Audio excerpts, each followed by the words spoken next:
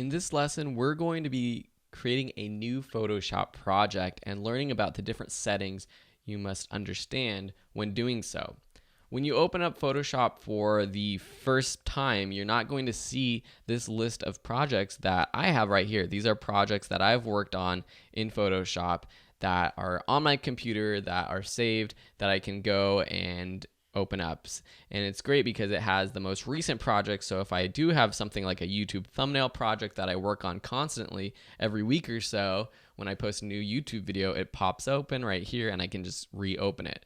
But if we want to create a new project, or if you're completely new to Photoshop and you're opening up this for the first time, just click this new button. This opens up a new window that has the options for creating your project. The first thing is the name. So let's just call this Photoshop project or Photoshop course. You can name it whatever you want. And then the next thing is the document type. Now the document type, you can customize it or use one of the templates that they have available. See, for example, under photo, you have different options. So if you click one of these document types, it has different sizes. So down here, if you drop down any of these menus just by clicking them, it has different options. Say you have a portrait photo that you want the vertical portrait size of a 5:7, and this is in inches. You can choose that option. And below, it matches the different options that you have for this template. You can then customize it if you want, but these are the typical templates that you can use. Say you're doing something for your typical paper, US size, 8.5 inches wide by 11 inches tall. These are the templates that come with Photoshop. But for a lot of us, we're going to be creating a custom template or a custom project depending on what it is. If we're creating a design for the web, maybe we're editing our profile image or doing a blog graphic. These things are meant to be different sizes, and usually you have to have a size in mind in the beginning when you're creating your design before you start designing it, rather than just go custom and just do any size. So you have to know what size you want to create in the beginning.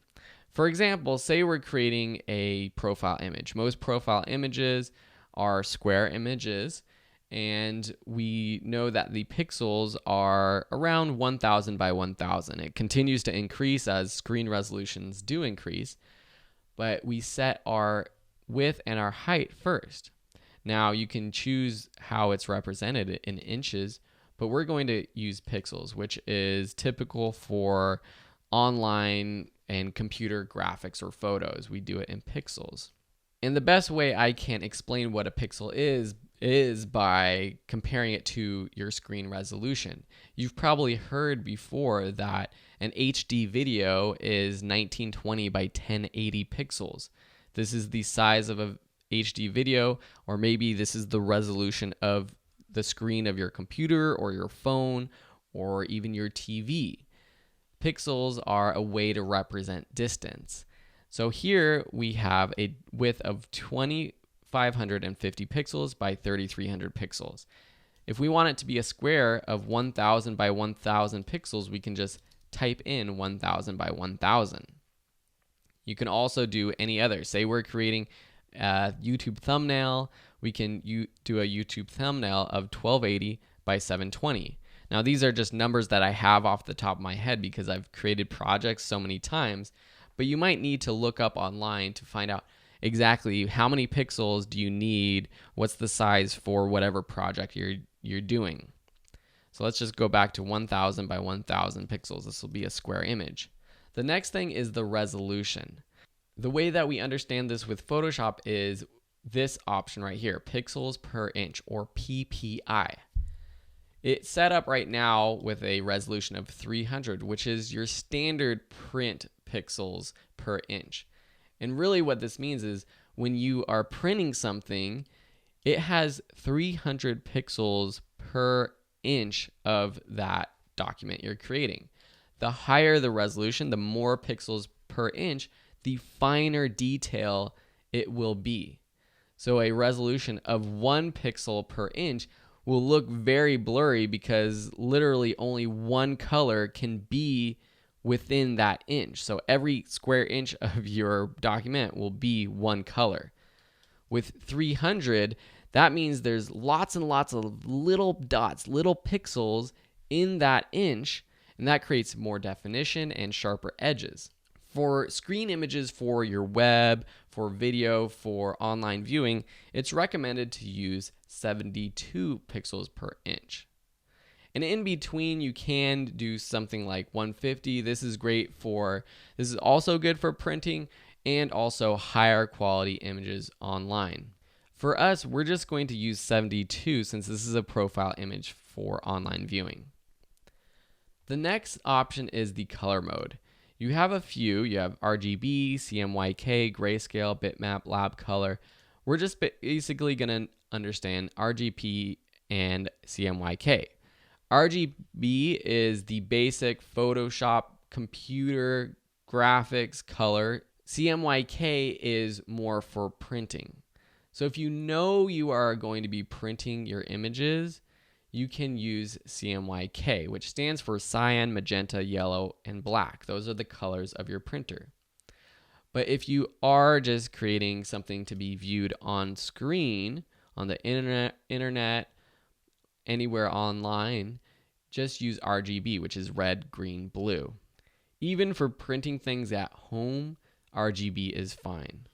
This other option right here is 8-bit, 16-bit, or 32-bit. Now, I'm not going to go into too much detail because it gets kind of confusing, but basically what this means is how many shades of a color can you have within your photo that you're editing.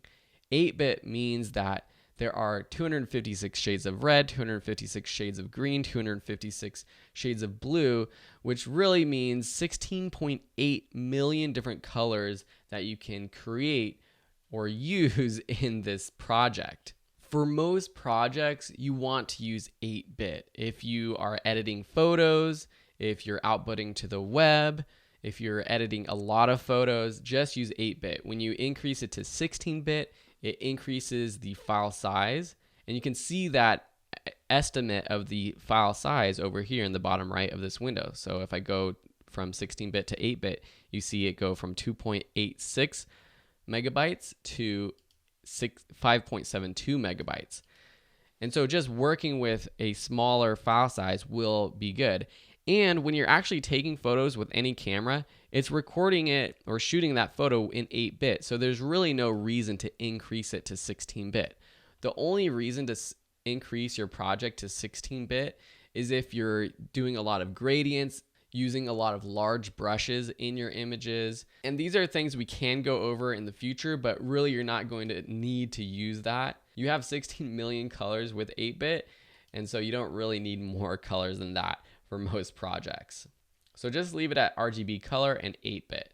Down here you have your background content. So for your project, if you don't have a photo that's the full size of your project, then you can have a white background. You can choose to have a different background color if you want, just by choosing background color, clicking on the white box right there and choosing the color that you want, or a transparent background.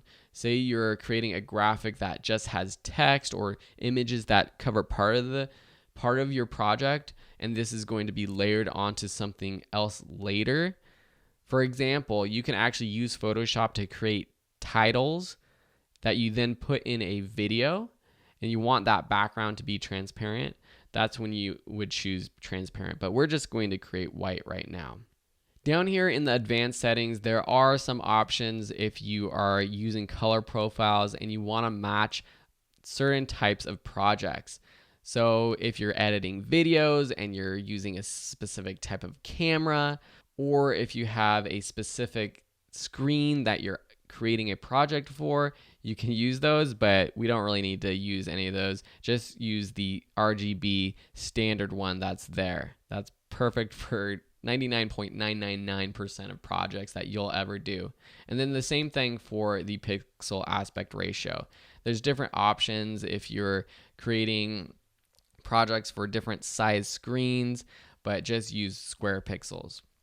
And then you click OK. That opens up this project, and now we have this 1000 by 1000 pixel square image with a white background. You see here in the layer panel down on the right that we have this white background. That was a lot, but I hope that this really helps you understand how to open up Photoshop and create a new project for really any type of graphic or photo that you want to edit. Thank you for watching, and we'll see you in the next lesson.